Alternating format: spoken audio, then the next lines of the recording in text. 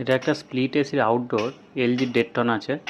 এইটার মধ্যে কম্প্রেসার এবং ফ্যান দুটোই চলছিল না। ওপরে ঢাকনাটা খুলতেই দেখি না বাসা। এটা ইঁদুরের বাসা নয়, কাঠবেড়ালি এখন দেখা যায় না, আর এসির মধ্যে এত বাসা করেছে। এইসব বাসা পরিষ্কার করে ক্যাপাসিটারটা চেঞ্জ করব। ক্যাপাসিটার খারাপ হয়ে গেছে, ক্যাপাসিটারটা চেঞ্জ করে চালিয়ে দেখব ঠিকঠাক আছে কি না। ক্যাপাসিটারটা চেঞ্জ করে দিয়েছি, 45 ক্যাপাসিটার ছিল, সেম টু সেম ক্যাপাসিটার লাগিয়ে দিয়েছি নতুন।